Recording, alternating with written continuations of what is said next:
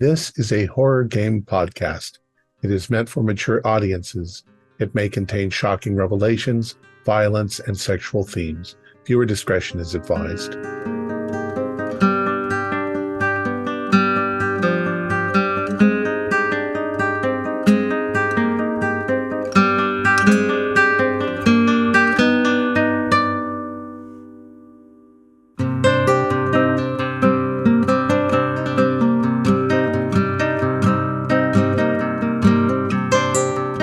Greetings, fellow investigators, and welcome to our video podcast, Into the Darkness, where my friends and I play the Call of Cthulhu role-playing game.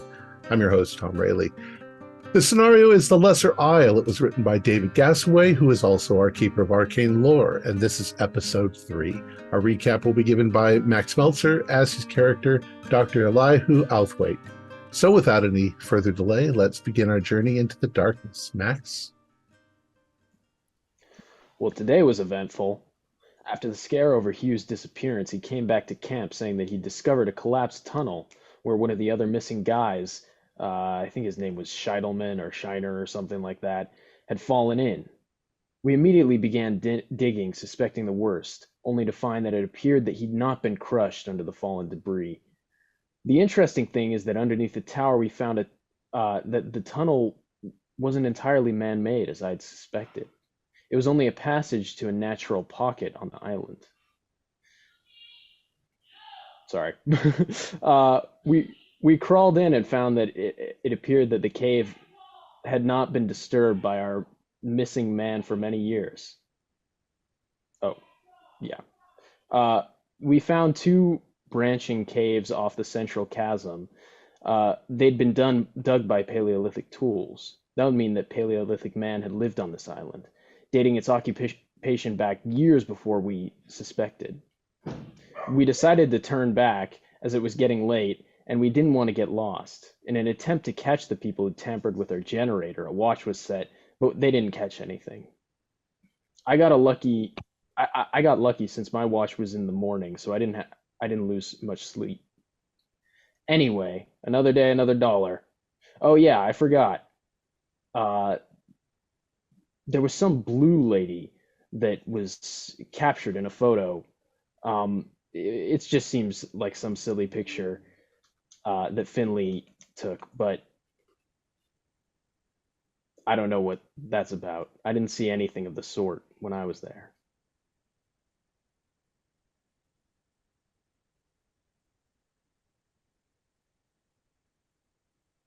All right.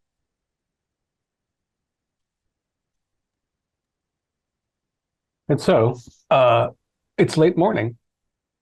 The photograph from within the Nevada has been passed around to general confusion, consternation, and uncertainty. What's on the agenda? Lillian, do you think you'll begin moving the wiring around to get light into the Taliot cave, or? If it's decided that our objective is to further explore it, then yeah, I'll try to get some wiring and some lighting in there. Some sort of switch between the two. But I'd be looking to Meisner and maybe Althwaite a little bit, asking, is our intention to explore this further? And if so, then I can get us some lighting. All right. Then that's what I'll be doing all day, probably. To pack a lunch for our exploring expedition of sandwiches.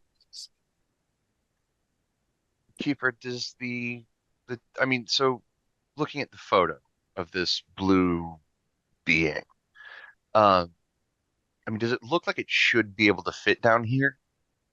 The photograph is a little bit jarring because, again, the figure, it's got the right morphology to be a person, but it's doesn't have a visible face. If it is facing the front, and its position would suggest that it is. It's human size, so it would crouch inside that structure the way a human would. But nobody saw it come out, and the only impression that you have that it's blue is from Fisher. because in a black and white photograph, a shiny, palish thing could be any color. Oh, that totally makes sense. Wasn't thinking black and white, but that definitely makes sense. Are we only seeing the morphology of what would look like a human being crouched over, no face, or are we seeing, like, is it tall and lanky? Does it have ears? If it weren't for the sharpness of the shadow behind it from the flash, you would think it was blurry, because while it has the overall shape, it doesn't have the details. There aren't really 5 fingers on each hand. There isn't really eyes and a mouth, but there are kind of depressions, as if, imagine a realistic wax figure of a person that sat in the rear window on a sunny day and got real soft kind of situation. But it's standing. And definitely arms and legs. It's definitely standing bipedally, and the limbs are, the angle of the 4 parts of the limbs is as if it were a human being. I mean, if it were bigger, you might think it was a person, like, under a silk blue sheet, sort of, right? But I keep wondering, there's this thing where we tend to see patterns that aren't really there. I wonder if a puff of evening mist, or just a small cloud, not something that if normally you were looking at it, you would really notice it, but when the flash hits it, it suddenly appears solid. I can tell you, Doctor, I am convinced that I saw this thing. Now, initially I thought the same thing, but photographs don't lie. Photographs don't lie.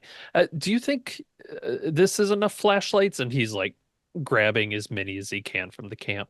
You guys, because you guys are going to have to illuminate the whole area down there. Yeah, it's going to take quite a bit of lighting. Yeah, great. Watching Lillian kind of help set up get the lighting ready, I'm looking at the amount of, I guess, wiring that's there, and wondering out loud how far that's going to allow us to go inside the cave, because we're still at least, I know we're not super far away from the cave entrance, but we're still a little bit, and then we have to go up and over the wall, if I remember right, and then down into the cave. So how far can we actually go into the cave and still have light? Yeah. With all of that in the way, probably not very far. Should I run to town and see if I can find more light bulbs? You saw the town this morning. They don't have light bulbs. They don't have a hardware store. They don't have electricity. They're if they're lucky, because you were told that the farmers market is a regional hub, and that might mean they're important enough that there's a telegraph office somewhere in town. But it's not. You're in the rural part of a small island in the Mediterranean. They don't. Well, I'm not an expert, but could we repurpose the lights that we have up around the camp? Would that extend our range to a reasonable degree, or is that still kind of... The good news is that you didn't know why you were out of radio contact, so you were bringing extra support material of this kind. So you have roughly twice as much as was anticipated a need for, but that was only 80 yards total, because you were basically, there's the 3 monuments next to each other, and they're outside, and that's what you were looking at.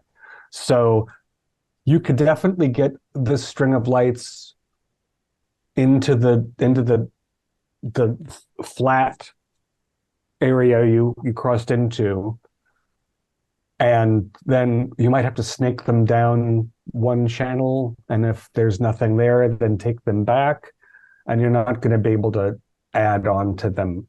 You're going to be dealing with oil lanterns and flashlights if there's anything of note. Now, it's also not strange to just deal with oil lanterns, and it's 1925. Right. We don't expect to have Still a familiar technology at the time. Well, yeah. that sounds wonderful. I'm gonna make sure that we have those set up because I am raring to go, folks. Chop chop. Time's cooking. Let's get down there. Well, I mean, I agree with you. I'm not saying I'm looking forward to, going down there, but, it is somewhat exciting. But looking at Finley, how many flashlights do we have? Do we have enough? If that light does go out, I'm not saying that it will, but just in case.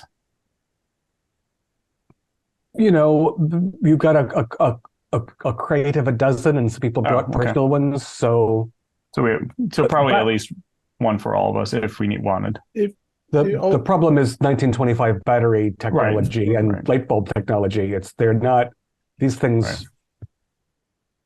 We should at least tie off a piece of rope and take it with us so that if the lights do go out and we're suddenly in the dark, we can take a hold of the rope and find our way back. Sure.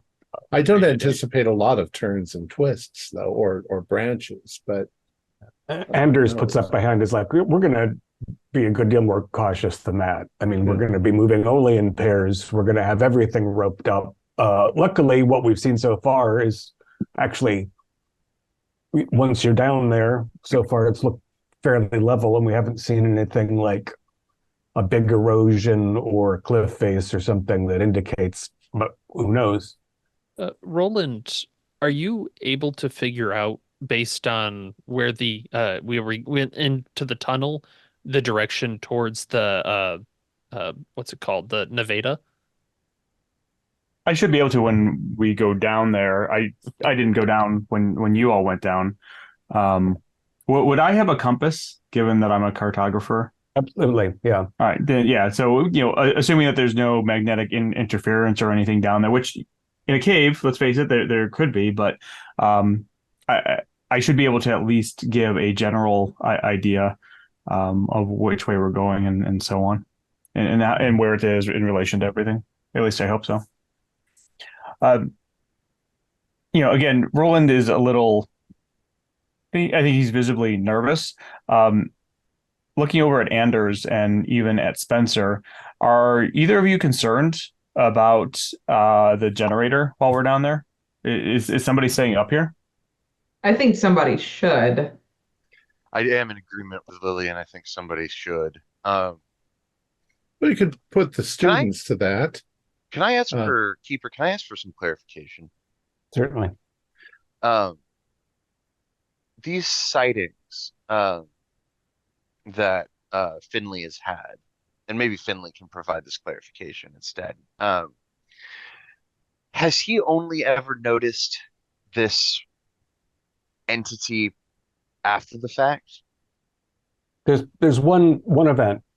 Oh, okay. I thought he basically was taking an exploratory photograph in the Nevada with his flash bulb. Right.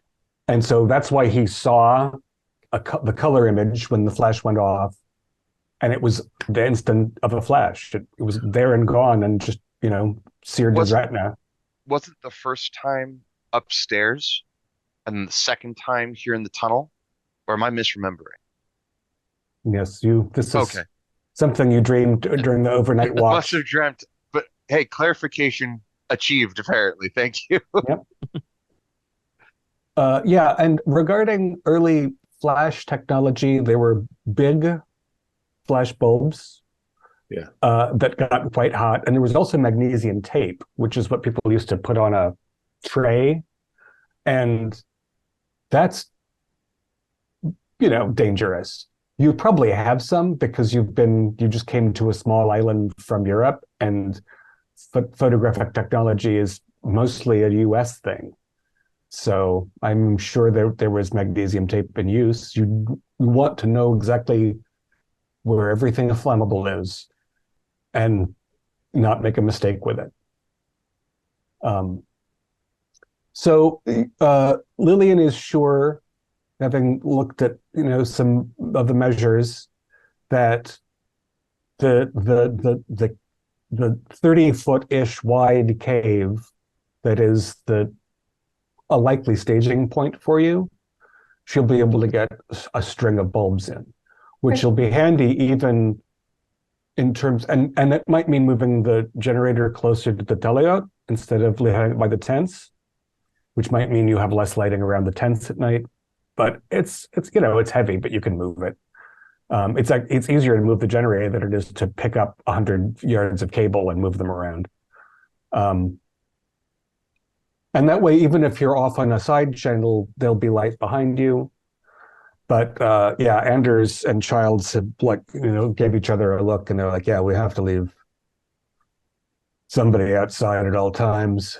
And I think that the college students it's not a bad idea, but I don't know if they're the cure. I mean, it might I'd like Blackwell. You should go down. On the one hand, on the other hand, you could guard the camp alone while everyone else is in there. Thoughts? This thing, whatever's in this photo, has me a bit on edge, and I'm wondering if perhaps it might be connected to these disappearances somehow. I think I would prefer to be down with Lillian setting up these lights. I would prefer to have you there with me too. Strong preference. And I think that might be the best call. Anders, your remit here is more specific than mine. So that's heard. Do you think we can leave the graduate students a gun or anything? Or do we just have to tell them to yell bloody murder if the bandits come over the hill? Wait. Sorry, out of character. Has he mentioned bandits before? Figurative. Purely figurative. Okay. I just don't, I'm not intimidated by little Hugh and maybe his girlfriend, and I don't want them to get their head. I know my memory is bad. I just didn't think it was that bad. No. I mean, it does seem like we're the investigators and they're the students, so we give them the flunky jobs to do. But something just occurred to me, Spencer. Why knock out the generator? I mean, if you're bandits, you just come in wielding guns and you attack and you take what you want and you leave. But something was in that dark cave, and it may not have liked the flash of the light. And something has been coming into camp and trying to turn the lights off. And you said it was a sophisticated job too, didn't you, Lillian? Yes, someone knew what they were doing. Well, what about the two that left the camp? Have we considered they went and got things? Perhaps they're trying to beat us to the punch. But why turn out the lights? Don't let Meisner hear you say that. Yeah, but yeah, exactly. They know exactly where it all is. They know exactly what to do to make people want to leave. It seems obvious. It's definitely a motive. But Finley, I mean, I've never been one much for Penny Dreadful tales, but I mean, look at this thing. You have this on a photo. Like this is not a question of whether or not this creature exists. Exactly. The first of many, I hope. Well, let's not get ahead of ourselves. I guess I'm just concerned. I guess what I'm trying to say, sorry, this is a bit above my regular pay grade. But if this thing is some kind of ground dweller, and we're up here busy banging around running generators, which is basically a confined explosion. I mean, is it possible that we're our actions are disturbing this thing? Probably scaring it. I mean, we're probably giving it the fright of its life. It's evaded notice for so long. It's probably more scared of us than we are of it. So that's my point. We should get down there and put our best foot forward. I'm still upset about the generator. I mean, it makes the most sense for it to be one of our missing people, but if I'm right, that it's only one of two ways that I see it. Either this thing knows how to operate a generator or has some way of communicating with our missing compatriots. Well, then give give Hugh a gun. Give Hugh a gun. I mean, what's the worst that happens? He shoots some wildlife. It'll be fine. No, the worst that Anna a gun, happens is too. that I get shot. Well, tell him not to shoot us. He can't shoot you if you're Meissner's in the cave gonna and he's be- on the surface. Exactly. He can if Meissner's I going to be come with back us. Oh, Hugh's not twitchy like that. Is Don't he? forget that God could drop a giant rock on your head at any time that he wanted to, but let's not worry about that as a I do try to possibility. give him as little opportunity to surprise me in such a manner as I can. We step out from under the Tala. Yeah. Keeper, does Hugh know how to operate a rifle? You could ask him. Who doesn't know how to hunt? How difficult can it be? I could give. I could Who give. was almost shot yesterday? Almost. It was Dr. Alvarado and me. To be fair, Hugh has a private school, public school accent. A young English fellow who's going to university for something as useless as archaeology probably went on hunts when he was young. Probably knows how to handle a firearm. All right. Well, if that's the case, then I am going to give Hugh the Lee Enfield I brought with me, and I mean it's pretty self-explanatory. It's a bolt-action rifle. He should know how to use one. And around this time, you hear Meissner's voice while you're having this meeting, obviously out of his earshot. He's on top of the Taliot. He's been pacing around with his hands behind his back, and he turns and looks down at the camp. On top of this building? On top of, the stone tower. How did he get up there? It's clamberable. You guys clambered over it yesterday. It's not Okay. It's not a feat. But he's I didn't say that. I'm just, why is he on the roof? What's taking so long? Get the light in here. We have exploring to do. Why are you talking all day?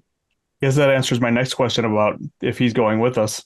But I don't think he allows us to not. Yeah. And honestly, I think I'd be a little bit more comfortable knowing that he was with us and not up here causing havoc, as weird as that sounds. No, I get it. That makes sense. Roland, I mean, do you want to be trapped in a confined space with this gentleman? No, but I also don't want him up next to the generator with only the likes of Hugh guarding it. Fair point. So I'm going to take my Webley and one of the torches that Finley has, and I'm going to leave my Lee Enfield in the hopefully capable hands of Hugh. Mr. Prey, could you work it so that there is at least one large light bulb next to the generator, so that Hugh can see? And of course, this is daylight right now, but I suspect we'll be working all day on this. So yes, I'll leave one light bulb up with you. That burns there. Yeah. And the cheap thing that you have in abundance is oil lamps. I mean, that's what you have next to your cot in the tents, because there's not going to wire that and so on. So you could literally ring the camp with them if it came to that. Oil only lasts for a finite amount of time, even during Hanukkah, but you have plenty of that. Like that's the easy way, right? I don't know how. Oh, and were you using torch in the English sense, Spencer? Yes. I think you might have been. Yeah. Yeah. Yes, Electric. sorry, Electric. yes. Flashlight. Yeah. Yep. Right. Because contained flame is better than open flame. Just Yes. if you're not stuck. Okay, so the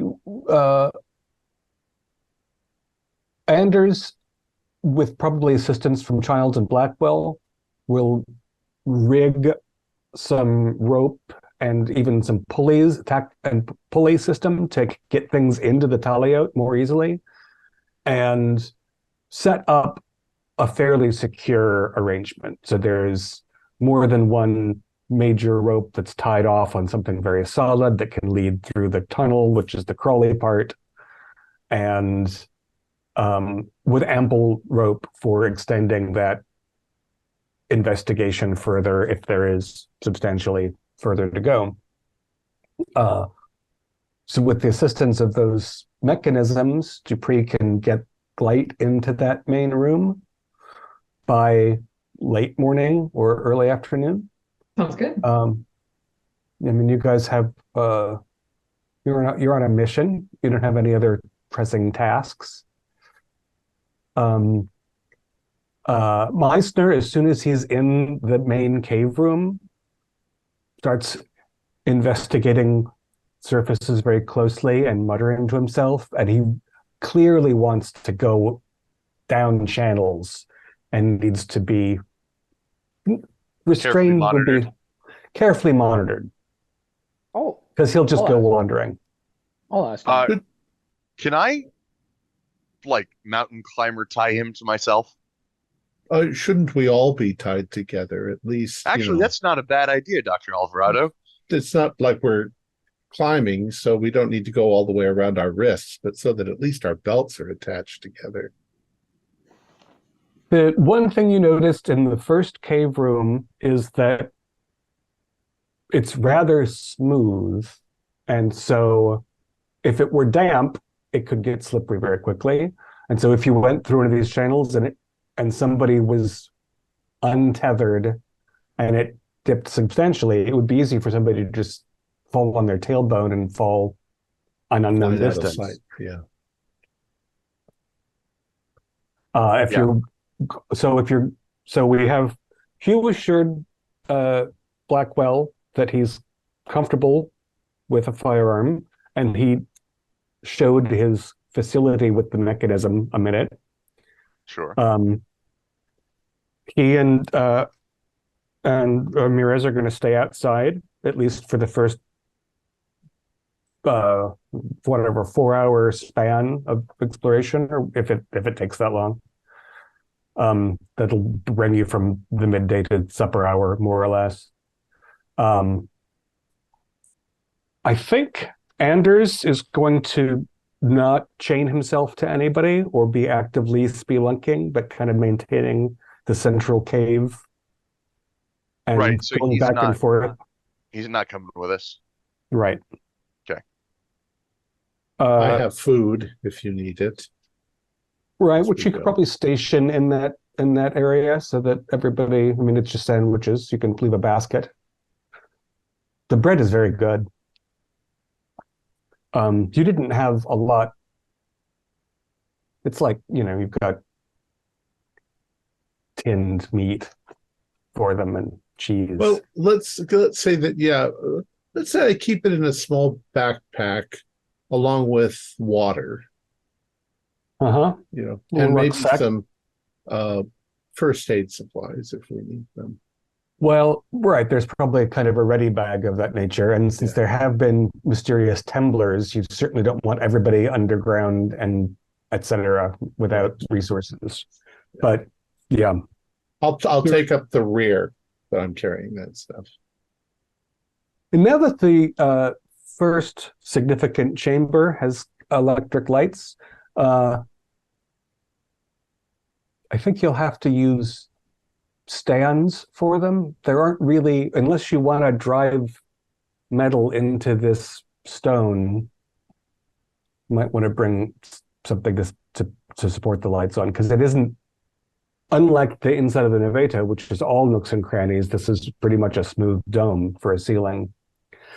It's clear that there are actually 3 passages that were carved out of this and we'll call one of them north, one of them west, and one of them east. Those are approximate. And the main chamber is more oval than round, with the east-west axis being a little wider than the north-south. The Taliot tunnel that was carved is more or less south. So they're roughly equilateral, 4 little tunnels. The one to the east. Sorry. Yes. The southern tunnel is the one we came through? Yes. Okay. The reason you didn't notice the eastern passage yesterday is because it's partially at least collapsed. So instead of again, mostly the walls the ceiling and the floor just meet more or less together. They're the areas that are higher that were carved out. And this one, if there's the only place where there is a pile of rubble suggests that there's a tunnel that the pile of rubble is filling or spilling out of or something. The ones to the north and to the west are very smooth. There's some soapstone, there's some sandstone. Ash is making notes. There doesn't seem to be anything screwy with the compass. You're not seeing it fail to respond to your movement. So, and from just from being able to see the tiniest bit of daylight through the tunnel to the south, we're like, yeah, this comports, my sense of the space comports with what my instrument tells me. And so there you are. Of course, occasionally people have called out, there's no sound from any Kleinschmidt or anything else. Right. There doesn't seem to be any life in here. Like, there are no spider webs, there are no crickets. pools of frogs. So far, it's just stone. A world Did of Meissner take to his toddler leash without too much trouble? He If I couch it in the excuse of, the floor is slippery and it may be wet down here. My anticipation is that he did resent it, and then you explained that everyone was getting tied up and it was for everyone's safety.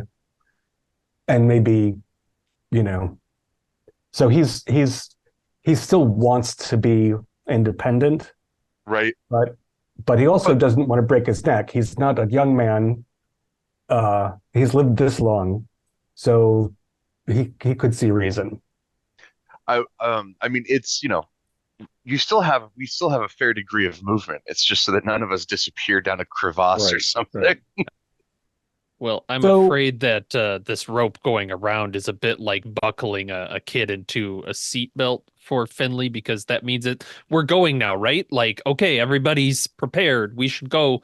Roland, which way is it? We have got to get going.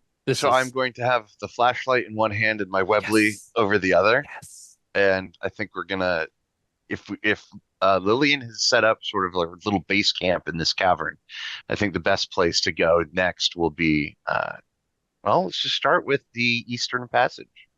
Well, which one is going towards the Naveta? Yeah. That's the southern tunnel, the one we just came through. No, that's the Taliot. Yeah. Oh, The Nevada is where we saw the creature, or where Yes. Finley took the creature. Yeah, A picture of the creature. that is to the west. Let's That go might that be way. the widest arch too, so it's not unreasonable. So, I think- Blackwell, you're taking the point then? yes, sir. Finley probably wants to be right behind so that he's not photographing the back of people's heads. Yep. You got to get the light just right. And you probably have a camera and a lantern, That makes because sense. if he's using a flashlight, you want a more general. Yeah. So and I guess it sounded like maybe Cartwright, as the navigator of the expedition, should be toward the front. Yeah, that'll work. And I'm sketching the whole time as well. Whenever we go down a passage, trying to map it out as best as possible. Suppose I'll be trailing behind, kind of establishing our light points as we move down the tunnel. Because I'll probably be carrying a lot of equipment. I would just want to be unobtrusive. Then I'm right in front of Lillian, if that's the case. All right, so I'm going to put Blackwell in front, then Finley, then Cartwright, then Meissner, who doesn't want to be any farther back than 4. Right. And then Outhwaite. And then Alvarado and Dupree. And other people will take other options. Since Lillian has to stop occasionally to attach a light, is she tied to the rest of us, or is she, since she's in the back, if she starts sliding, we can just grab her? I don't, so there isn't a lot more of stringable light after that central chamber. I see. Okay.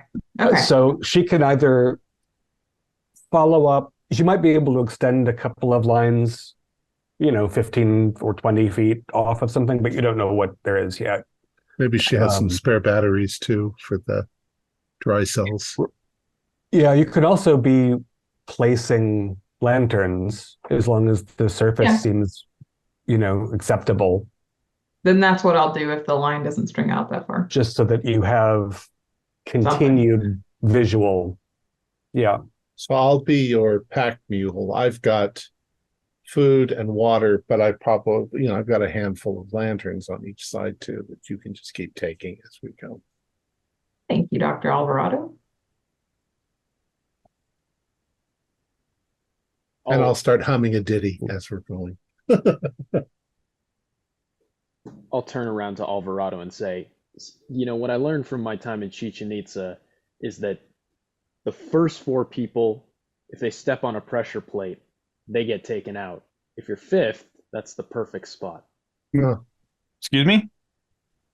Unless the pressure plate causes an avalanche back there, in which case we're all trapped. Well, you can't plan for every contingency.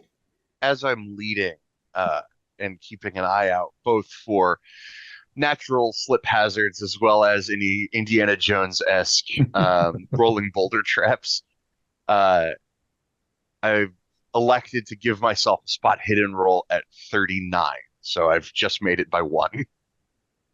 Okay. The carved component, the channel between the staging room, we'll call it, and what appears to be natural cave is 8-10 feet. So a lot of work for ancient people hitting rocks with rocks. Right. And it's pretty close. Most of anybody with a size above 50 can't stand up straight. You don't have to crawl. You just have to move down. Oh. And then that leads to what looks to be a natural cave formation that is smooth as if it was carved by water in ancient times. It extends from the doorway of the tunnel. There are some thin fingers of tunnel that go into stone to the right, and then it opens out into a place that's comfortably walkable. That, again, Cartwright is looking, going west, southwest, west, southwest.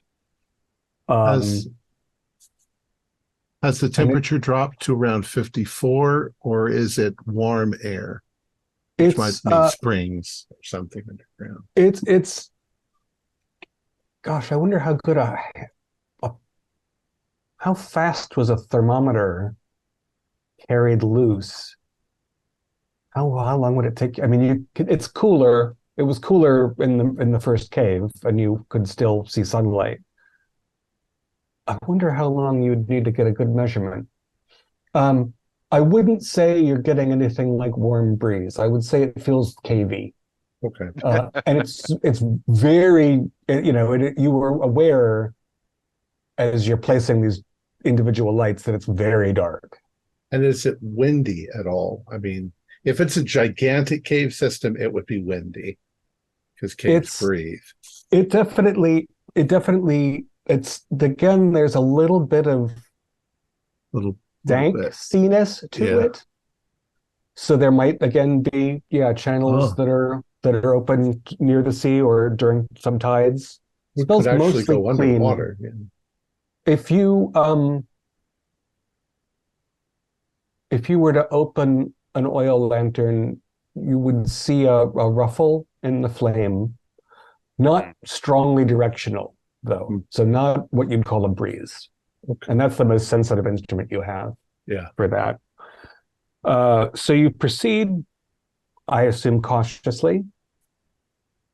And after meandering west-southwest for 30, 40-ish feet, and I assume Cartwright has graph paper out and is occasionally taking some kind of spot measure and probably marking the floor or the wall. Yep. You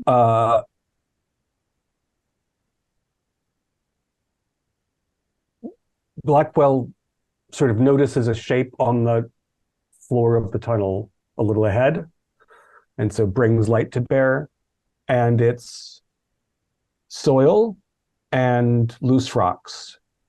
And you point your flashlight at the ceiling, and this is almost all nearly featureless stone or striated stone, but not blocks of stone. Here there is a clear crack with paler stone showing, and then rough surface. See, the tunnel's about 12 feet high, and yeah, you can see the carved out rocky, dirty area that fell either during one of the tumblers or for some other reason. Roland, would you give me a cartography roll to see how precise you are? Sure. That is a regular success. Okay. You would not be surprised if you were under the Naveta now. You can't be sure. You didn't actually, you were sketching yesterday, but it's been a fairly harried 30 hours, but the Naveta is west of the Taliot, and it's on the other side of the base camp sort of area. So you're in the right area. Yeah, go ahead. So looking up, pointing up to is it a crack or a hole on the ceiling? The stone, the arch of the stone of the tunnel, a bunch of rock came out, and Gotcha. there were cracks going out of that. Gotcha. And then above that there was topsoil, etc. And when you're shining your lights up there, in fact, you can see some brighter fragments that you assume are human remains from the floor of the Naveta. There's just, a bit of a rib or an ulna sticking out. And, Finley kept talking about a smallish hole, an animal-style hole in the Naveta. Maybe there is one, but how would you see it shining up, a light into a black place with dark above it, etc. But it matches up. So yeah, I think this should be about where the Naveta is, pointing to above and the dirt. Finley, how high do you think your blue person can jump? I was just, yeah, I don't.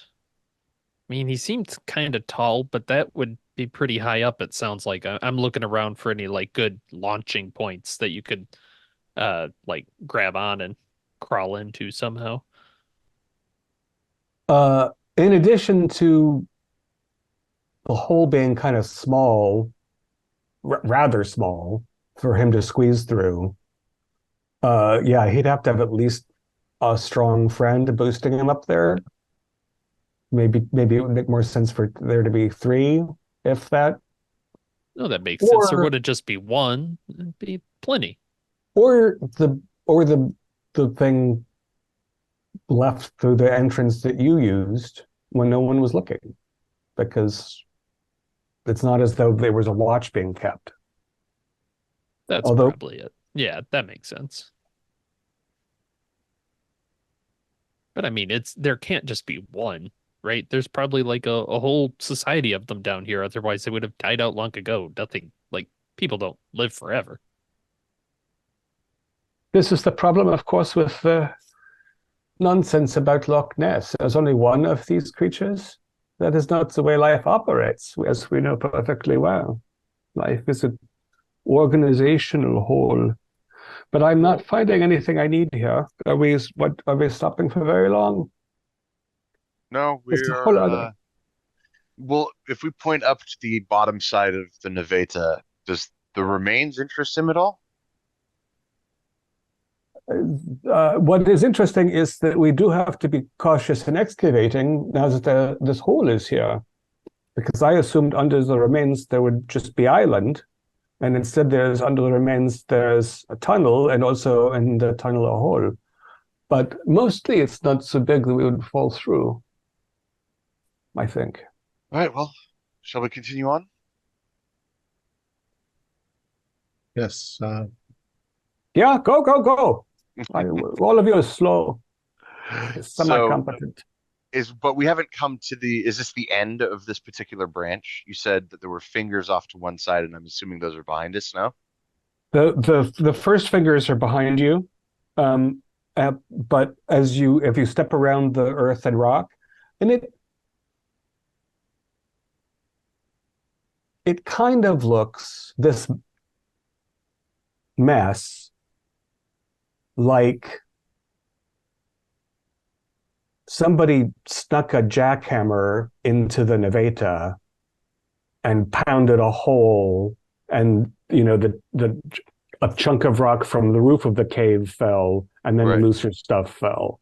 That obviously isn't what happened, but that's the kind of mess that is on the cave floor. So big chunks of rock at the bottom, smaller pieces of stone and soil piled up. And other than that bone up there, we haven't seen any indication of human presence, no glyphs scratched into the walls or The roof of the cave isn't sooted over as if people had fires in Right, here okay. or torches. No, the only man-made marks that you've recognized are the tunnels that were bored between one cave and another. And even their rubble is gone. Although again, it might have come from them. Didn't the ancients believe that tunnels led down to the underworld? That's certainly what the Mayans believed. And the Mesoamerican people, I mean, they don't have anything to do with this culture, though. It's a common theme. Yeah, much closer though. Greeks and what we now call Italians.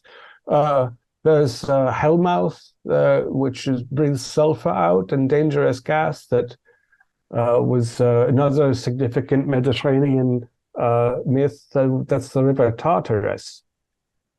Is from, they didn't know that they were getting gas that made them unwell. And all of Greek myth, everything is down. We're not going very down, though. I want to be descending into more ancient times. Well, why we keep stopping? Meisner, what's your opinion on this? What are you looking for? I'm looking for the oldest artifacts that are down here.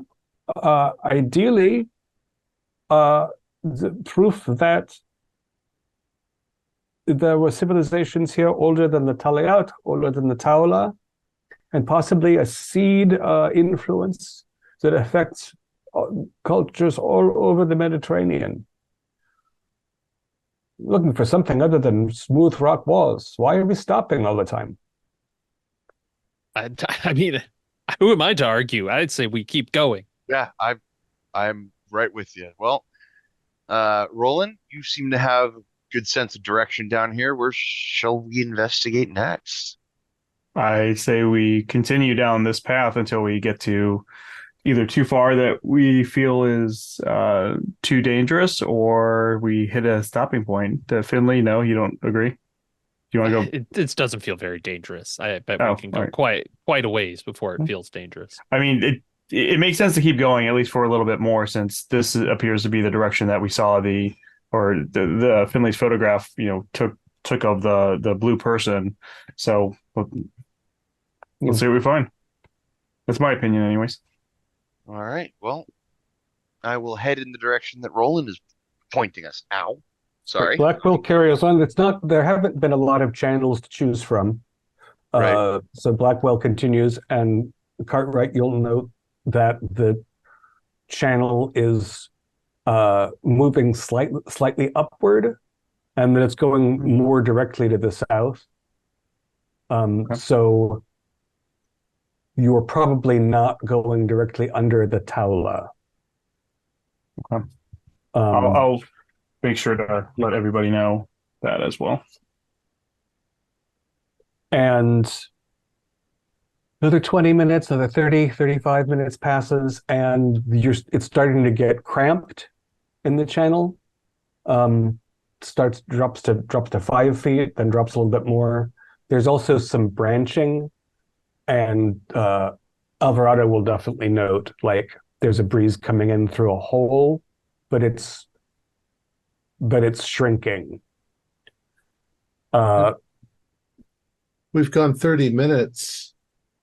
Do you think we're getting any closer to the ocean? As we are on an island. You're moving pretty slowly. So, and you came to this site from the northern shore, so you're not approaching that coast. Okay. Not appreciably. Okay. Another little while, and Blackwell can't walk any further ahead. He has to crouch, and then Meissner starts to get very fussy, because now he's pointed. Now it's small, and he's in the middle, and all right. I think at that point, then I would recommend that we start backing up. I don't think we're going to make much more progress this way. Yeah, it's going to even be, you're going to have to go back up several yards before you can even like turn around as a group, right, because it's gotten tight, and walking backwards in a cave is going to upset even reasonable people.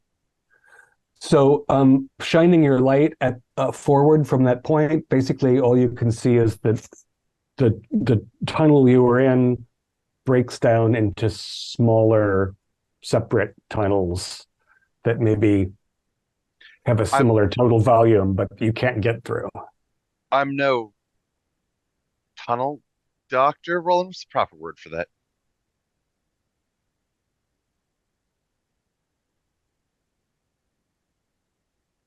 Why did I not call for a Sri Lanka? Yeah, that's right. No, tunnel doctor. Anyway, but I'm willing to bet this seems naturally occurring. Does it seem like anything someone in their right mind would design anyhow? All right. Well, I think this is as far as we go in this direction.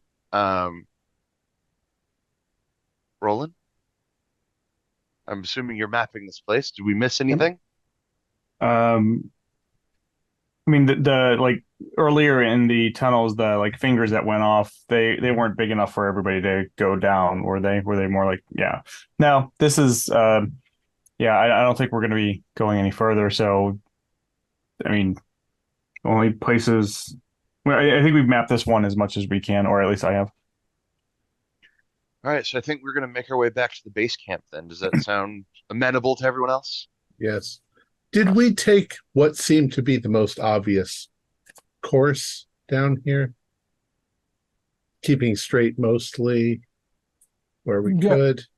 In which case, we didn't find any evidence of the other assistant. Schmidt. Yeah. Not the first sign of recent passage or any of his materials And even without a light, he could have felt his way down this corridor away if he was disoriented or something, but no sign. What's just happening? It's a real mystery. Yeah. You want some sandwiches, some water? Anybody need anything? I think we're doing, or at least I'm doing all right. Can't speak for everyone else, but I think We can have a picnic when we're outside of the ground, for God's sake, Alvarado.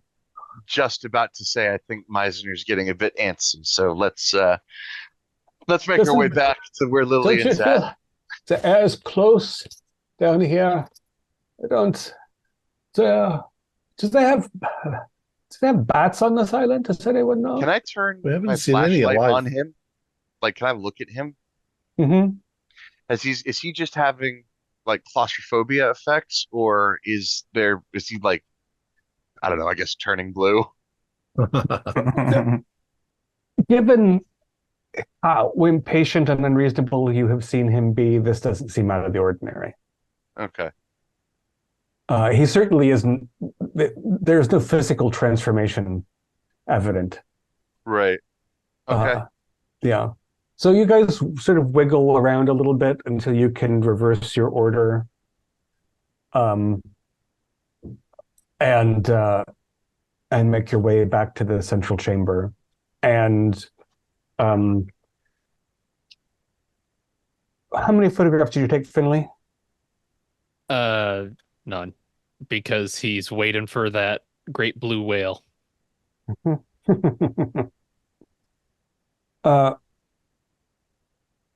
When you get back to the center, Carol, Ash, and Frank Childs say, "Oh, thank God you're back. Anything to report?"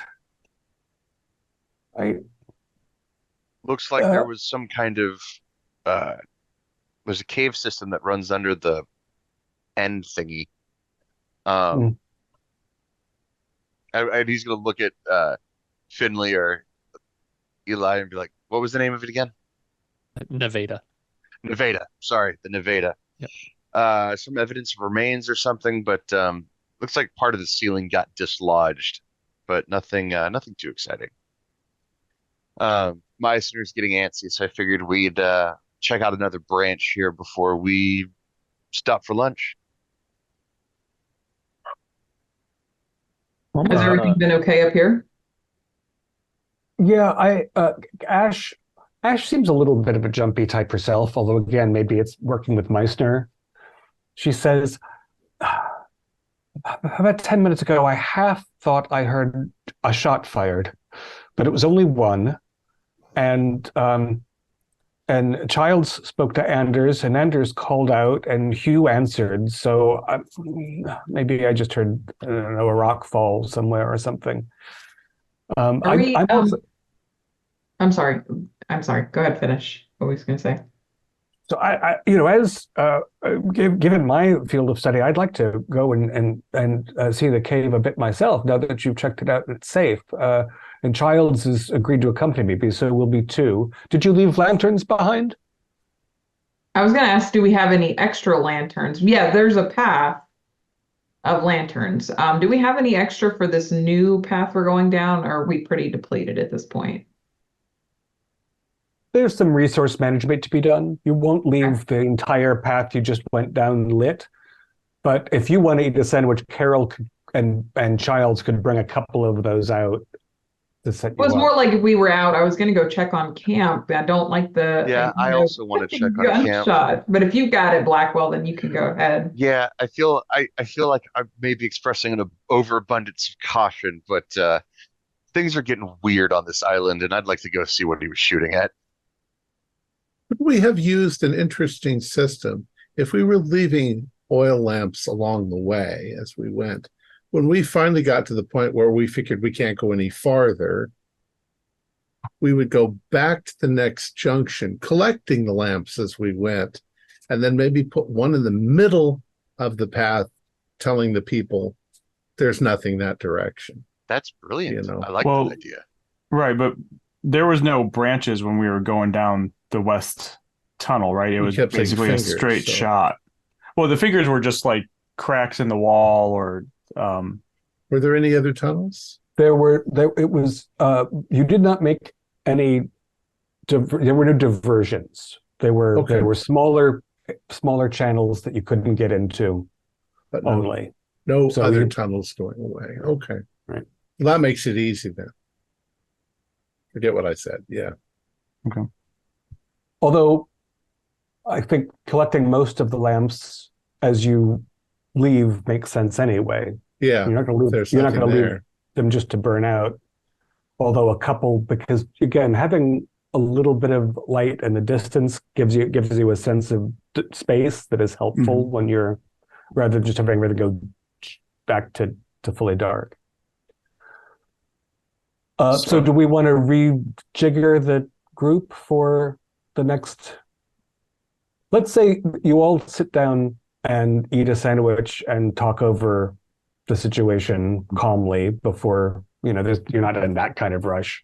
If Arthur was very unlucky and he's behind door number 3, at this point. Well, I was Um, going to suggest, as long as we're just waiting, maybe we move some of these rocks from the eastern side, like maybe just enough so that we can get a better idea of what's back there. If it's let's not waste time just sitting around waiting to check on people who said they didn't shoot the gun.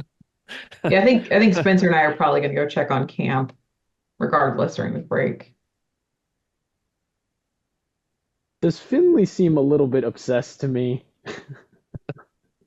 He's agreeing with Meisner very much right now. Is like there's all this talk of sandwiches and checking. He was fine. He was fine. We're standing in the way of this picture.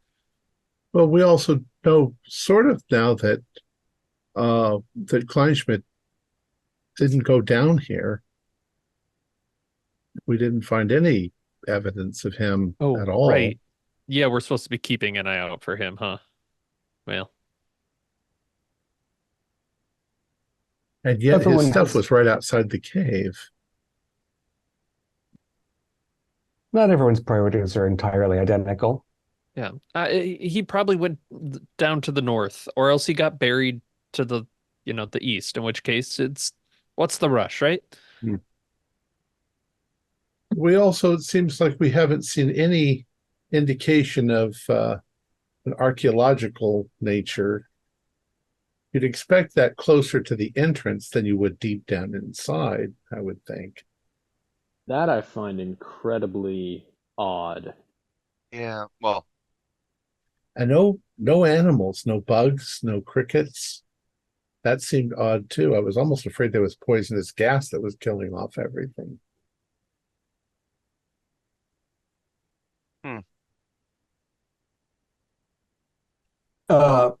Spencer and Dupree crawl back out to have a talk with Anders in the teleote. correct. Yes. Yeah, I still don't know if it was the best idea in the world to give that kid a gun. So simple breakdown is this. I didn't hear anything, and then I heard the snap of the rifle. So I climbed up the top of the tallyot and I looked down, and Hugh and Anna looked just fine to me, although he's definitely like standing up and sort of puffing his chest out. And so I asked if there was a problem, and obviously the generator's working, etc. And he said that he kept seeing people poking their heads up from the edge of the valley here. So his answer is to shoot at them? Warn them, shoot Well, over their heads. Yeah, I said, so you're shooting the locals now? And he said, no, I just fired off to let them know we were watching. So maybe we'll pick somebody else to keep an eye on the generator after this. I think he was trying to impress the girl, to tell you the truth. Yeah, kind of sounds like it. Yeah, Okay. that sounds about right. But Yes. but they're both sitting there fine and dandy, and they got a little shades set up. So Okay. I mean, if you want to talk to him, Blackwell, Yeah, I do want to talk to him, but I'm now more concerned that perhaps our quaint and quiet village has knows more than they're letting on. Um, and there's a lot more of them than there are of us. So I think I am going to go and talk to the two college students. All right. I tell you, I was up here in the Taliot, and he pointed north, and you can, from up here, you can see a little bit of the village. I didn't see anybody hiding behind the rock, so maybe the kid didn't get enough sleep because of his, he got up for watch, or. I would rather have it go and have it be nothing than ignore it and have it be something. Yeah, fair enough. I figured I wanted to stick in the middle just in case anything kicked up on either side. But find any mummies yet? No. A lot of nothing, Chief. Just a lot of smooth rock. Doesn't look like it was been worked, just existed.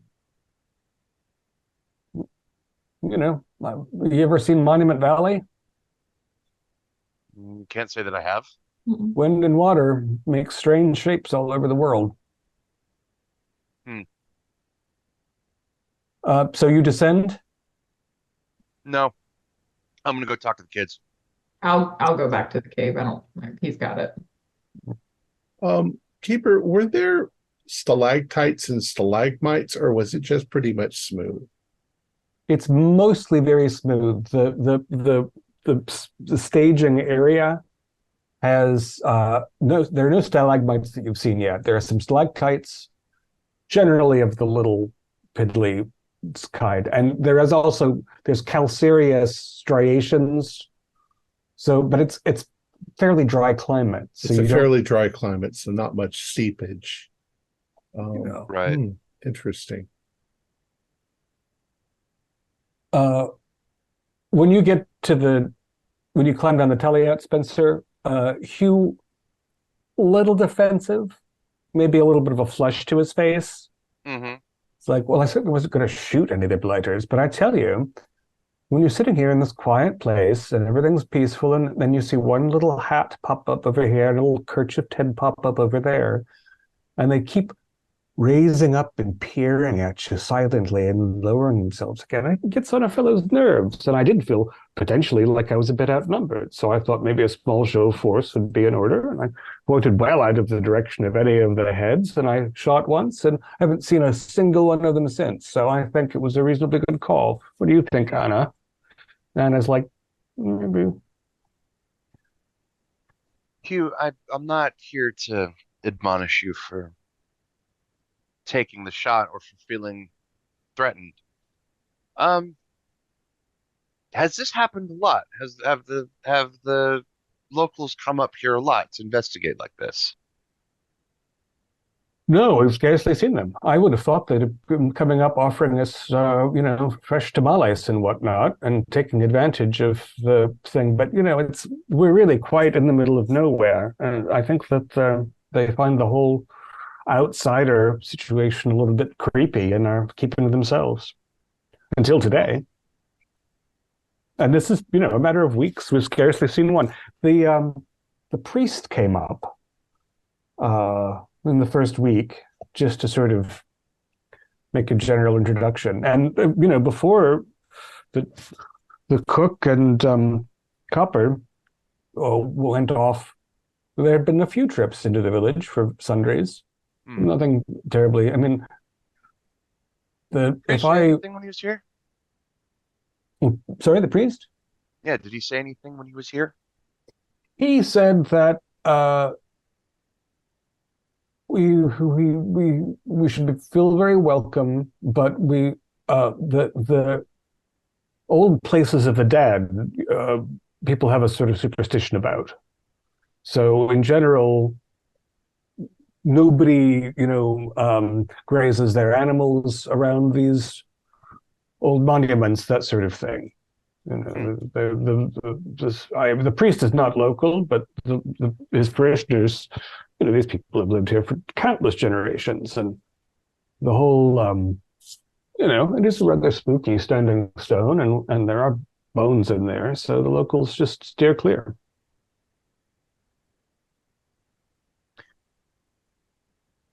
Again, I might be acting with an abundance of caution, but if they're going to be poking their nose in a bit in our business, all of a sudden the situation has changed. I want to know why. So what I'm going to propose to Hugh is that he actually, in about 20 minutes, I'm going to call him into the, I keep wanting to say Tabaclair, but that's not the right word. I need to write it down. Into the tower. Thank you, into the tower. And I want him to come running in like we'd have made a great discovery or something. And then I want him to wait with me inside this building. And I want to see if we can spot through the door anybody approaching the camp. Basically, I want anybody from the outside thinking that that something has been found or something is going on, and that now all of our attention is in the tower, and this would be a perfect opportunity to come down and do something nefarious. And Anna's like, do I have to get a part in this drama? Yes, you should come with you. All right. So you're going to yell out Eureka, and then we're going to rush up the side of the taliote as if to leave the camp unguarded. Correct. All right. And then we're going to peer over the edge. Is there not a doorway we can look through, or is it into the taliote and then we have to go down that way? Yeah. It's up and down. My mistake. I mean, What? I could hide in the Navetta, and you could call, and Anna could go up to the tower, and then I could watch from the door there. Better idea. Why don't you do the calling from down here, and I'll go hide in the Navetta? As you will. I mean, it's been a few minutes. Sorry, not to split the party, but like, if while we're busy doing tunnel stuff, suddenly everyone's gotten a lot more curious about the camp, I'm a little concerned. Okay. So that, yeah, I'm going to go hide in the Navetta. I'm going to recover my rifle from Hughes and going to load another round into it and grab some more. Well, no, actually, that would be obvious. So I have 5 in the rifle and an additional 5 in my pockets, and then my Webley and spare ammo. So I'm going to go hide in the Navetta, if that's at all possible. Sure. You could only see the very faintest, bright Mediterranean sun, small entrance you have to crawl through, thick stone walls. So there's like blinding sunlight right here. There's diffused sunlight right here. And then everything inside is almost pitch. And it smells like cool earth. Is there, I don't know if there's a mechanic for this, so forgive me. Being a military man, does this idea sound crazy? Like, does this idea make sense to Spencer that he's doing this? Does that make sense of a question to ask? Like, let's have an idea roll. That's sure. That is the mechanic for that. Okay, I got a 1. Wow. I don't know that I can make it that good an idea, but the only thing, the flaw you see in that plan is that you heard that somebody from the top of the tower didn't see any locals around. So they're probably not within hearing distance if they were being very sneaky. So a hidden stakeout is probably the stronger part of the plan. And Eureka is not the most sound part of the plan, just because there might not be anything to catch with that bait.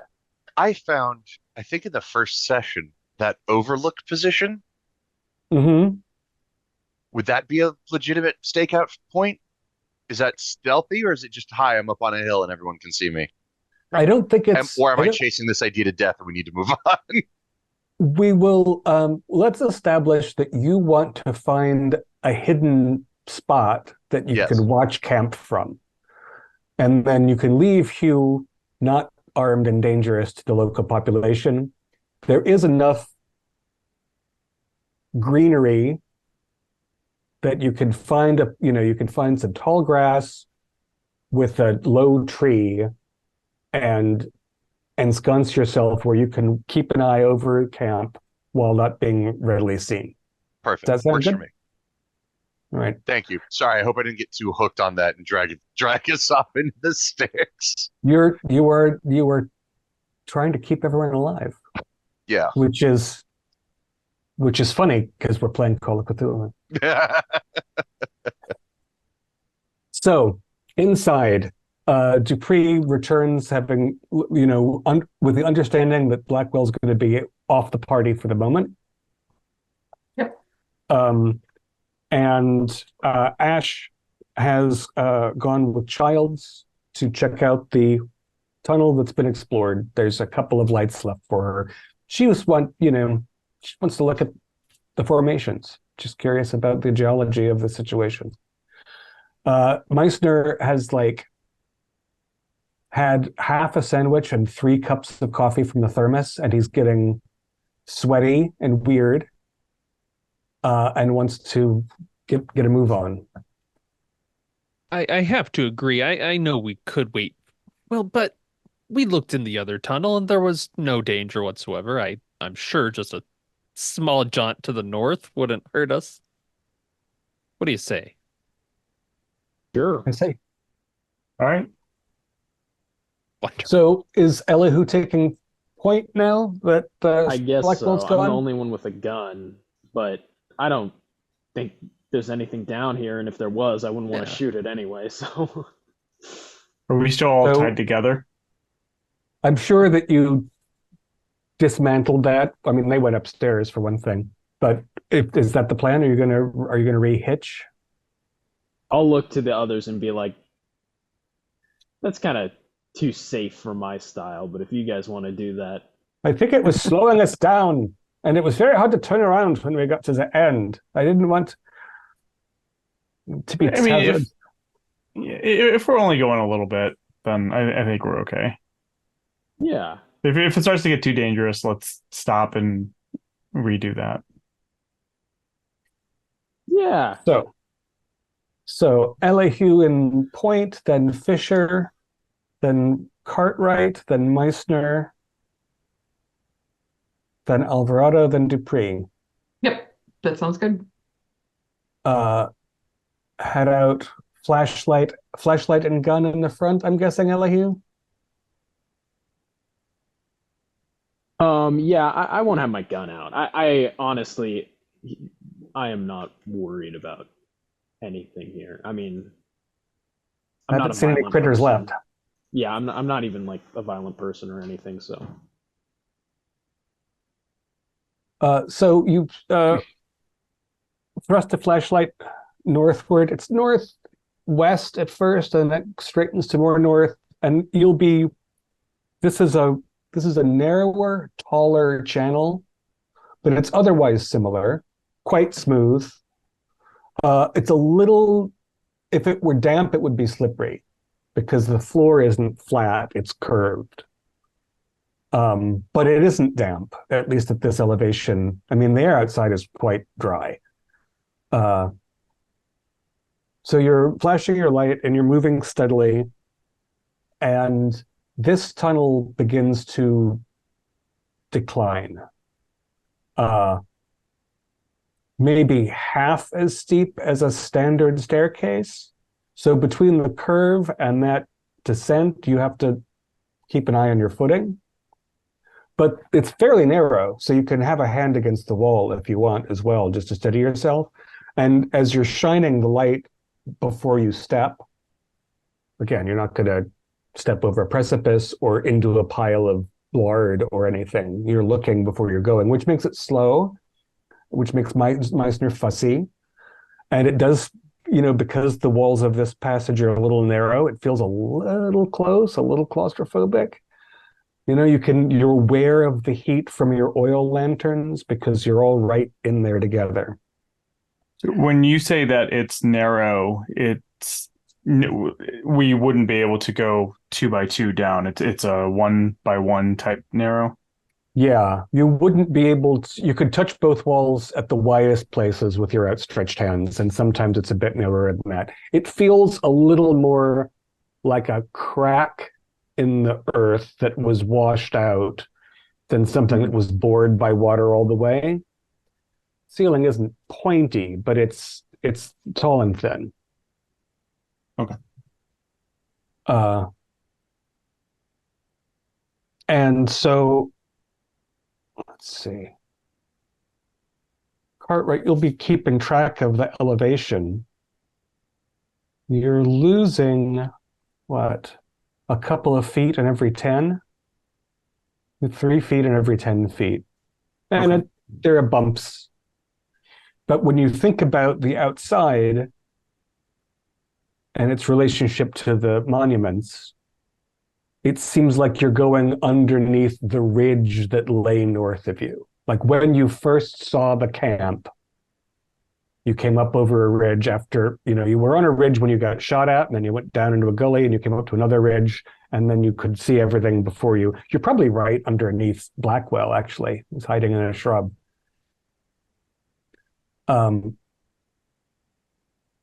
So going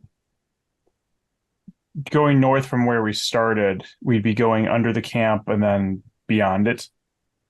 Is that what I heard? Camp is basically between the Taliote where you entered and the Naveta. Oh, okay. All right. So the main cave is just north of that, or Gotcha. Okay. northeast of that. So now you're heading, I'm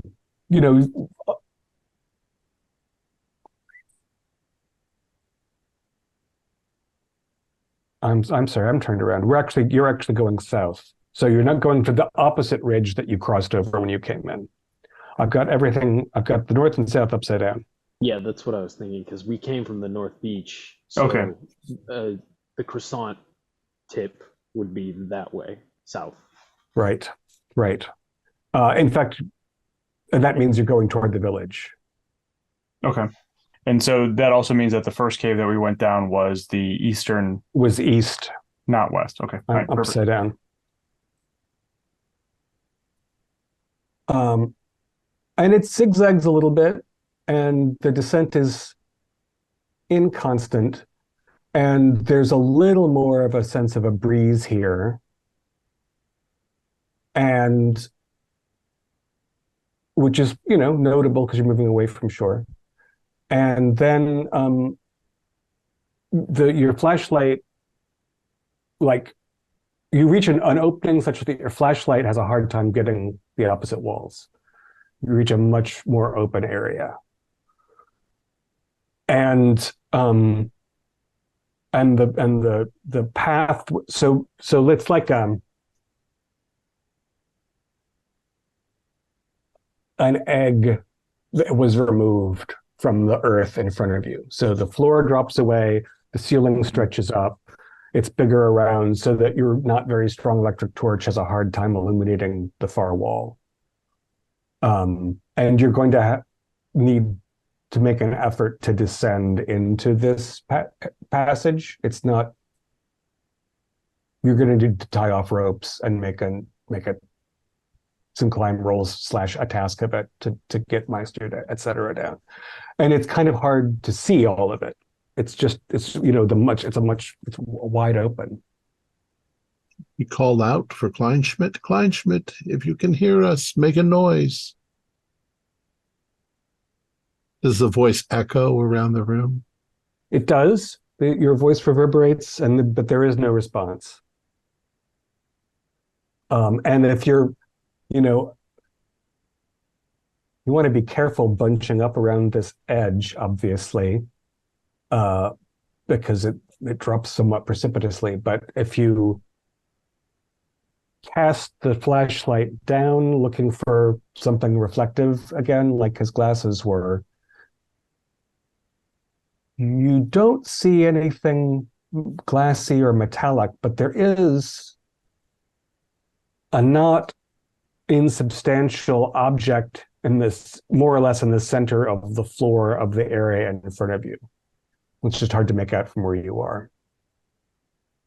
Lillian, do you think you could drive a peg into the wall or something like that? Yeah, I was going to step forward and try to get us some kind of mechanism in place. Great. So you circle around, you put some lanterns down, you get a sense of the space before the fall. You drive a couple of, is it pitons? Is that into the wall? I think so, yeah. Mountain climbing, yeah. And tie them off and, give them a nice yank. And Meissner's like, got to see what's down there. I don't think it's moving anytime soon, don't worry.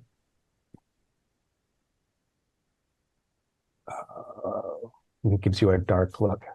I guess we'll do climb rolls with bonus dice. And somebody should probably handle Meissner. I'll help Meissner. If I were to go first, would that help at all with the people that come after me? Like if I kind of provide like a steadying. Absolutely. You engineer the heck out of that. So yeah. Okay. With a bonus die, yeah, we're good. So I'll Good. get down there and then kind of help everyone else out. So you get down there, drive out a couple of more things and tie off some ropes so that if somebody slips, they're only going to slide on a rope. They're not going to tumble head over heels. And that will obviate the necessity for rolls for the rest of you. And so you gather around the stone, and in this, the passages you've been through, the stone is gray-ish with a little bit of tawny and some brown smears, and again, lines of calcium that worm their way down, but pretty fair in color. And there's a large stone in the bottom of this chamber that is not jet black, but it's very dark stone. And it's maybe 8 feet by 5 feet in an oval.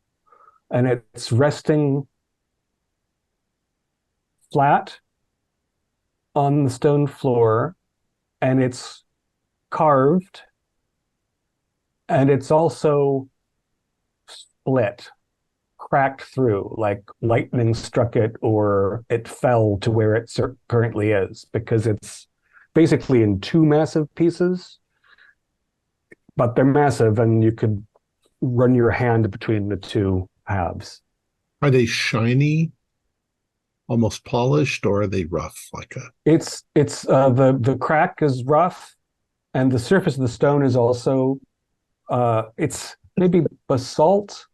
Okay. It's not shiny, it's very dark. And you're almost certain to correctly identify the language that is inscribed on it. Oh, so there's words on it. Do I need to roll? Yes, let's have an edgy roll. 09. Brilliant. So you and Meissner begin a slightly arcane argument between the 2 of you about exactly what period of Phoenician writing this is, but that it is an inscription in ancient Phoenician and on a kind of monumental scale. Like this isn't the bill of sale inscribed in the clay. Right. This is a stone tablet that has a purpose, and it's several thousand years old, and Meissner is Rumpelstiltskinning around, like skipping and clapping his hands with glee, because there's no basis for this object. I'll pull out the bottle of champagne I brought just in case. Stand in front. We need to get a picture Yes. of this. This is Yeah. yeah. Yeah. Yeah. You'll need to improvise something, Fisher, to get a good overhead. You're going to obviously take it from as high as you can Yeah. get, but it's it's waist high, and it's long, so you're like Yeah. you're not going to get a clear picture of it for reading without setting up a little scale, a little. That'll have to be a return to it. I'll have to make do with the folks there, and then is this open? Like, is it a kind of sarcophagus kind of feel being split in two, or is it a solid piece? It appears to not have an inside. It appears to have been a tablet, not a box. Okay. Can we if begin we do deciphering? Oh, yes.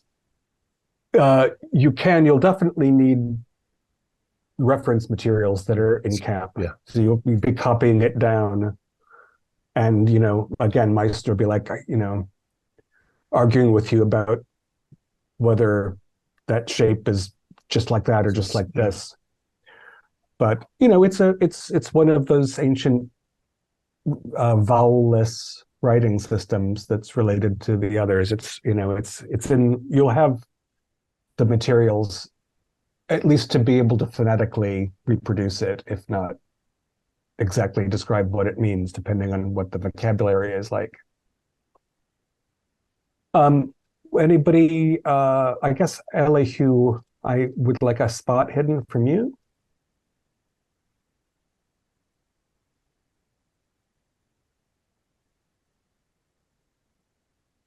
It's just regular. All right. So you're, wandering around, shining your flashlight up and down this thing and around the cavern, and what you realize, although you need to sort of train a couple of flashlights on it to figure it out. It appears that the channel that you were in that led to this chamber continues on the other side of it, but you've got to get up a curved floor that gets fairly steep and will require more rigging, certainly. What would I know about Phoenician culture? Because I don't know anything about Phoenicia. I don't even know what that is. They were a seafaring civilization, sort of on the cusp of the development of the Fertile Crescent and the religions and cultures of the Near East. About 3000 BC, very early. And they, they pioneered naval technology such that they commanded the Mediterranean for a decent period of time. And, they are considered evil pagans by the Jews and then the Christians and, various other. Basically everyone else. Yeah. It's possible, too, that their alphabet was the one that the Greeks eventually modified and adopted to make Greek. So then in terms of Pre-Greek. the sea people that Meisner was talking about, would these be the sea people or different? It is possible that the sea people that are referred to in ancient Greek texts were a branch of the Phoenicians, if not the main civilization. So your name's going to be on some good papers. Like this is a deal. And you haven't gotten to the end. You're just en route. Jeez, I had to sacrifice at least 5 porters to, pressure plates and other traps before I got something this good last time. Jesus. Incorrigible. I suppose, Lillian, do you have you did such a good job of climbing back there. Can we continue down that tunnel? Like, I'm sure there's more to be there, maybe like living areas. Yeah, I'm here to aid you guys. So if there's something you want to look at, I'll try to put something together, get us there. Okay. Sorry. Go on. Sorry. Go ahead. Sorry. Yeah, it's logistics. It's just time. the sound of you hammering an iron spike into the stone in this resonant chamber is really unpleasant. But also, you know, you might all be famous. Like this could be a you haven't gotten exactly the Tutankhamun gold angle yet, but you know, this is an underexplored area, and you guys have made a significant find. Also, it's not obvious how a stone tablet this size got into this chamber. Like, was it formed here, or did it, you know, there are mysteries to be solved. You said it looked like it may have even, fallen. Is the ceiling too far for our light to reach it to see if there's like a crack or anything in there? It's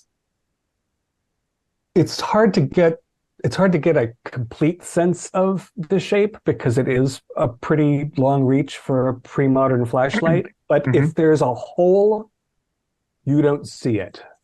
It looks the same gradation kind of going around an arched roof or a domed roof. Yeah, you might be able to get also. There's a decent chance that the Lenora had a crate of flares that came with you. You'll have to check base camp. No, you haven't stuck your hand in the crate, but that would show you the ceiling clearly. And probably you're going to be doing more work in here. So, like right now, Lillian's trying to engineer a way just to continue on the path. But, you know, for Fisher's photography and possibly for excavation purposes, you're going to be building in here, and that might involve a way to get a better light around as well.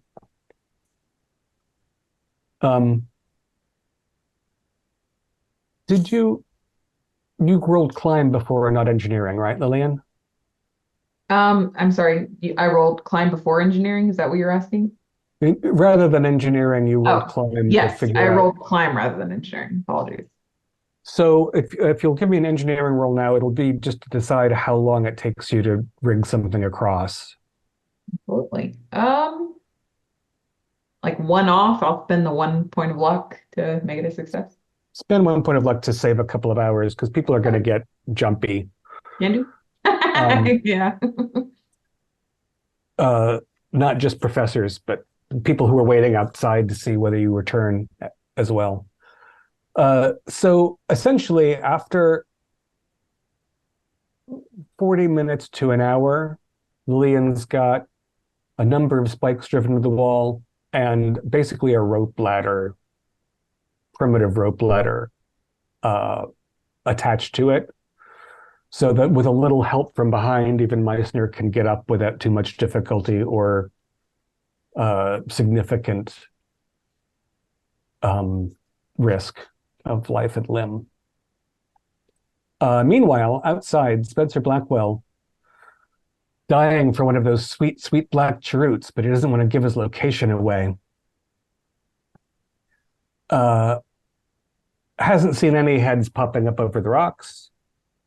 Basically, he's been looking at the back of the English fellow and the Spanish girl while they chat in the shade. But after 90 minutes or so, you do see a figure from the direction of the village, and it's a tall Finnish man,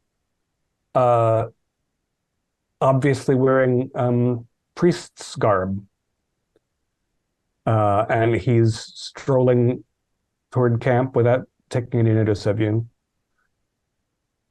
And when he gets to camp, if you don't interfere with him arriving in any way, he'll chat with Hugh and Anna. Rather more with Anna than with Hugh, because they're both native Spanish speakers. And while Hugh's competent, it's obviously easier. Yes. We're not hearing Mr. Blackwell. Hear me now? Yes. I am so sorry about that. I was making the joke, Hugh's not having a great time because speaking English at them louder doesn't work. Um, so I'm going to remain sort of in position for the moment. I'm not about to shoot a man of the cloth just for, going on a walk to see what the locals or, what the new arrivals are doing. And so you said that he just engages the two in conversation. Mm-hmm. Anything? I mean, is he acting strangely? Is there, anything else occurring? It looks very polite. Okay. Yeah. And if you were to succeed in a listen roll, you're far enough away that you would be hearing brr, brr, brr, brr, brr, brr. Right. So I actually have. All right. Well, I rolled a 40 out of 40, so I just made it. yeah, it appears to be more or less small talk. Notably, the priest doesn't appear to be angry, which Okay. was one possible outcome given that a firearm was discharged. Right. I think then I'm gonna. I don't want to get this moving. I just don't want to sit in a bush all game. I think I'm gonna break cover and go and see what the goings on is myself. That was English. Do you why don't you try a stealth roll to see Sure. whether it's obvious that you're coming out of hiding as opposed to just strolling into camp from somewhere else? I know I've been rolling a lot of successes, and my stealth is only 25, but there is a 15 on my dice, and I'd be happy to use my camera to show you. I believe you.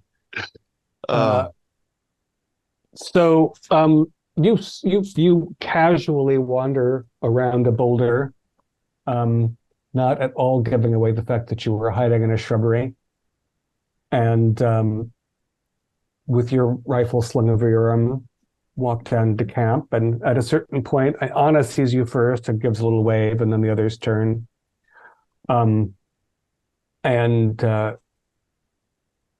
when you walk up, Anna actually starts speaking to you first, and she says that Father Ruben came into the camp. They're going to be having a little festival in the village in 2 days, and it's just a local affair. And the fellow turns toward you, and he's pretty striking, like dark eyes, sharp nose, swoop of dark hair in front. And does he's, he look like a local, or does he more like from the continent, as it would be? His Spanish sounds from Spain. Okay. Not Spanish, local. if you will. It's Spanish, and he obviously smokes, but his teeth are in great shape. I mean, it is the era, right? Yeah. And he says, yes, I see most of you are away on your discoveries, but ever since the fellows bought the mules and left town, I feel like things have been a little awkward. And the mayor and I talked about it after your friend bought eggs early in the morning, and we thought, as a gesture, we would make sure you knew that you were invited to our little festival just the evening after tomorrow. You don't have to come if you're busy, but we'll have some local cakes, and it's it just might be nice. Well, we appreciate the gesture, Father. Do you mind if I ask you a couple of questions? Like you said, there's been a bit of awkwardness that I'd like to get cleared up, if that's okay. And he will pause and say, "Sorry, I didn't introduce myself," and shake your hand warmly and gesture toward a camp chair and sit down himself. Sure. Please. So, we have obviously we are not local, and we are my team especially the late arrivals. don't really have a whole lot of context as to local custom when it comes to this site. Hmm. Is there any reason the townsfolk would be observing us for any reason? From what I've been told, people don't graze their animals up this way, and the site itself is generally avoided. But I feel like there's more typically when it comes to local custom like that. There's a story associated rather than just, oh well, we just don't go there. I think it's natural that some of the villagers will be curious, and just have a look when they've got an hour of free time at the strangers. We don't see people from very far away very often. This little village is a few hundred people, and it's the local market for a substantial area because it's just rural farm stands, a little out of the way places, and a lot of it's quite dry. So you present an enormous spectacle. And as far as the site itself, my parishioners are beautiful people. It's a very nice village, and I'm lucky to have landed here for the time being. But they are parochial. They are that most people's Spanish isn't very good. I have to conduct services in Menorca when it's not Latin, because they don't speak Spanish. There's not a significant Spanish newspaper that gets out this far. And so when you have mysterious, people, I believe people used to think that the Colosseum was built by giants because they had forgotten their own history, and it seemed too big a thing to have been built by mortal men. So I imagine this spooky stone tower and the table just has a bad local reputation. I appreciate the insight. As I don't know if you've met the professor in charge of the site, but he seems, well, let's just say I've met sandpaper that is a bit smoother than that gentleman's dealings with most people. So I'm trying to get some more information that isn't, I'm all washed out. I'm sorry. Some more Mediterranean sun. Yeah, some more information that is perhaps locally sourced and not all from someone who is here for his career. Yes, I have, even in the church, we have characters like your Professor Meissner. There are personalities who sometimes achieve remarkable things, but are not always the easiest people to be around or work with or heaven for friend for. True enough, I've met my own share of officers that fit that description. I guess what's this festival and celebration of? It's a seasonal thing.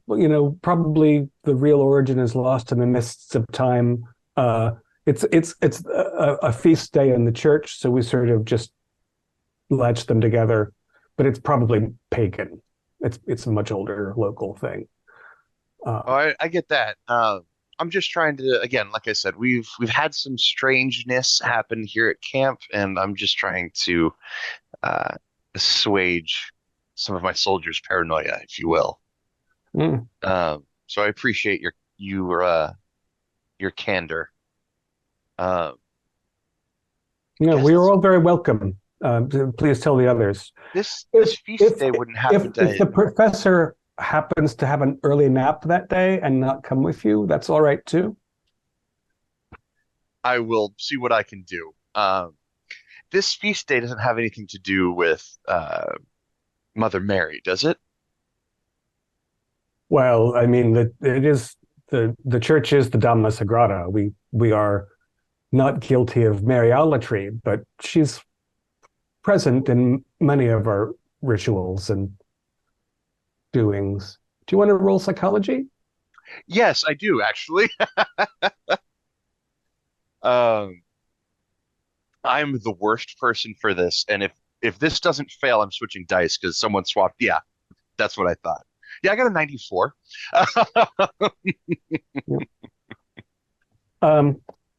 So Father Ruben makes his departure shortly thereafter, leaving you none the wiser as to his intentions or nature. Sure. I've just been invited to a fantastic rural Catholic feast. That's right. Meanwhile, deep beneath the surface, who's going up the rope ladder first? I'll test my own structure. Mm-hmm. Another climb? You already did the engineer for this. We're fine. Okay. Just be careful. It's a little tricky to use a rope ladder and an oil lantern at the same time. So there might be a lot of handing back and forth. Right. And maybe some lowering and raising. But who's going to handle Meissner? That's going to be the climb roll. That's me. I am helping. Herr Meissner. You put one. Professor Meissner. Oh, I got an 86. Herr Meissner! I'll take credit for your discovery. Wow. Yeah, he's actually, he didn't roll well either. Oh, okay. So Herr Meissner has partially slipped through the ropes, given himself a nasty rope burn in his inner thigh, then spilled over sideways, banging his elbow for a whopping elbow and shoulder for a whopping 4 points of damage. So he slides down toward the giant basalt stone and just starts cursing so colorfully and vitriolically, mostly in German, which unfortunately you understand. And he calls you, insulting, incompetent, bumbling, barbaric, filthy, and the sons of various animals. And then it just red and puffing, just like pulls himself up the rope ladder, wincing when he uses his left arm, and just, bellows and spits in your face for a minute. Yeah. And then he kind of realizes that he has no air in his lungs and sags a little. I will still try to help him up and let him berate me. Yeah. And so he's going to be doing a lot of clutching his arm and rubbing his arm and quietly whimpering under his, at my age, this kind of injury. I should have brought it better. I'm going to lean over to Finley and say, at what point is the Outhwaite expedition going to claim its first victim? I am kind of concerned that this will be a posthumous award for him at this point, but all the same, his name will be on, the list. It's the Meissner expedition. I'm putting my name first on the paper. As rightly you should. That will seal his fame for all of eternity if he dies on this. Yes, exactly. They'll call it the Curse of the Egg Chamber. And so you continue down the passage. It's rather as it was before the descent, tall and narrow. Occasionally you could put side by side, but mostly not. And it continues descending. It isn't going back up to the surface from that area.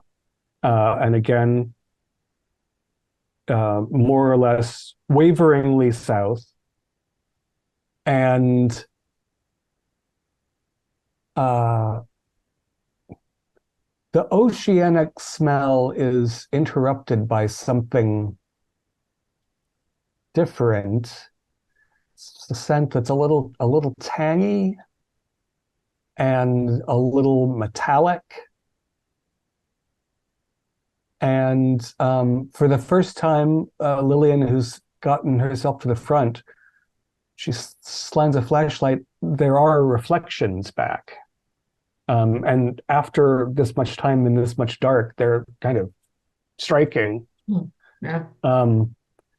It's basically the passage widens a little bit in an irregular shape. The floor stays the same, continues on, but there's a little bit of a gully in the floor. And in it, you see, well, some simple metallic drinking bowls, and they're metallic plates, maybe brass or bronze, glinting. You see spear tips. It's like a cache of metal objects, and they're quite varied. And because it's a little bit of a wider room, you can sort of gather around and have a look at them together. Let's have spot hiddens.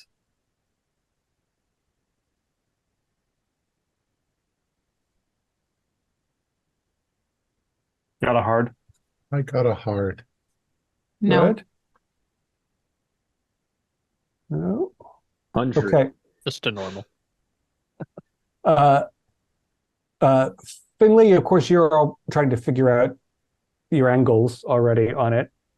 It's kind of a mishmash of things. It's substantial. Like it's probably a couple of bushel, depending on how deep it goes, a couple of bushels of stuff thrown here. Wow. For the two of you who rolled hard, is there anything you'd be looking for in particular in this mass? Anything with writing on it. Mm-hmm.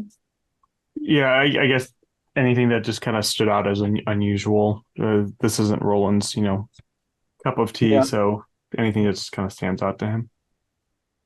Okay, there are definitely there are some coins that you don't immediately recognize the provenance of. Some of them look old in that sort of they're not perfectly round way. And it all looks kind of, I mean, again, your eyes are adjusted to considerable limits, but it all seems rather shiny rather than tarnished. And Dr. Alvarado, you notice you're probably not touching anything, right? Being the professionals you are. Well, if I see a coin with writing on it, I might pick the coin up. I can put it right back where I got it from, but I want to see back where you got it. Oh, Meissner's going to have your head. Yeah, there's at least one Roman coin that's got to be 1800 years old. Second century, third century AD. And Roland, at the very edge, you notice another round disc, and at first you think it's a coin, and then you realize that it's a pocket watch, and it's broken. I will immediately point that out. And Meissner stops rubbing his elbow and says, "Oh yeah, this was Arthur's. His father gave him that watch." And we'll end it there for this week. All right. Our players included Max Meltzer, Holly Buteau, Gordon Lewis, Tyler Hudak, Nathan Decker, and myself, with David Gassaway as the keeper of arcane lore. We have a Discord server where you can chat with other members, you can set up private games, and you can learn the finer arts of gameplay and game mastering. We provide audio-only versions of our shows free for you to download from Spotify, Podbean, or iTunes. If you would like to help support our show, please visit our Patreon account or hit the Super Thanks button below. It's your contributions that keep us going. Like, share, and subscribe to our channel, and punch the bell icon for updates on our latest shows. And leave us some comments. We enjoy reading them and answer any questions you might have. This is Thom Raley, together with all the members of our gaming club, inviting you to journey with us once again into the darkness for another adventure into the universe of H.P. Lovecraft and the Call of Cthulhu role-playing game. Until next time, good luck and good gaming.